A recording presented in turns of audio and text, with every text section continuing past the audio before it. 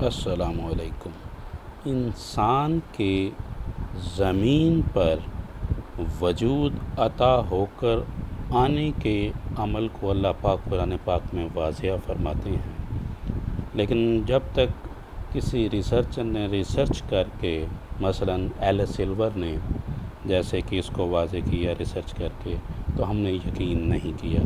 اور اب یہ ہے کہ اس کی بھرمار جو ہے نا اس آئیڈیاز کی چل رہی ہے۔ اصل میں انسان نے آج کے دور میں جتنی مادی ترقی کی ہے، تو مادے کو مختلف شکلوں میں اور مختلف حالتوں میں بدلنے کا جو یہ عمل ہے، تو اس جو عمل کو علم سے عمل کی شکل میں ہم جب دھارتے ہیں تو ہم اس علم میں ہی پھنس جاتے ہیں۔ کیوں؟ چونکہ علم کی آج بھرمار ہے، تو انفلیکس آف نالج جو ہے یہ پرائمری نیچر کا ہے، انتہائی ابتدائی نیچر کا ہے، کیونکہ یہ صرف مادے سے متعلق ہے، اور انسان کا جو وجود ہے وہ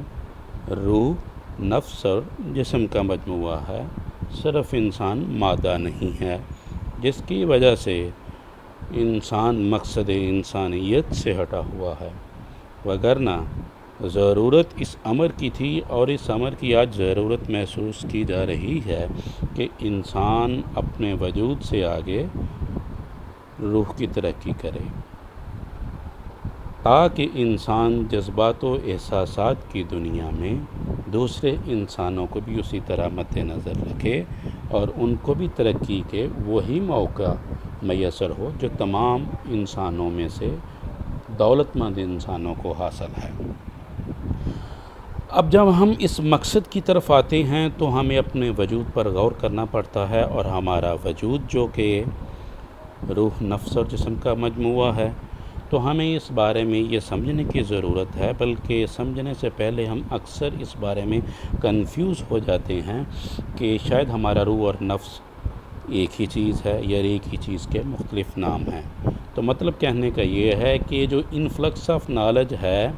صرف مادے کی حد تک، اس نے ہمیں اس حد تک کنفیوز کر دیا ہے کہ ہم اپنے وجود کے مکمل حصے کو بھی سمجھ نہیں پا رہے،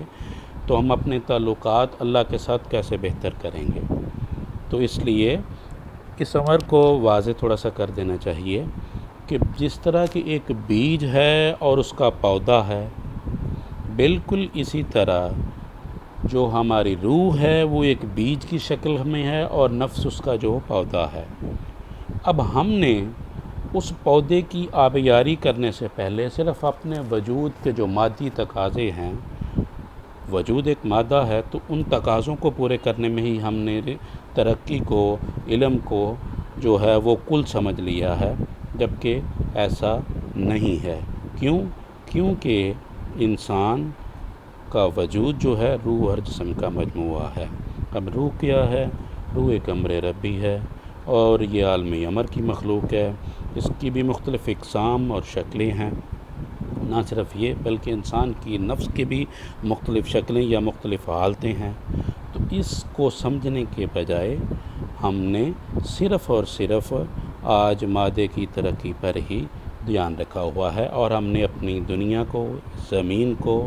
نہ صرف یہ بلکہ آج کے ماحول کو اتنا آلودہ کر دیا کہ ہم آج ماحولیاتی آلودگی کا شکار ہو رہے ہیں، اور ہم اس چیز کی طرف دھیان ہی نہیں دے رہے، اور یہ ہماری صحتوں کو خراب کر رہی ہے، نہ صرف کہ جسمانی بلکہ روحانی صحتوں اور حالتوں کو بھی خراب کر رہی ہے۔ تو ضرورت اس امر کی ہے کہ ہم اپنے اس علم کو جو کہ ایک ابتدائی درجے کا علم ہے، کامل علم کی طرف لے کر آئیں، اور اپنے وجود کے تمام تقاضوں کو سمجھیں۔ السلام علیکم۔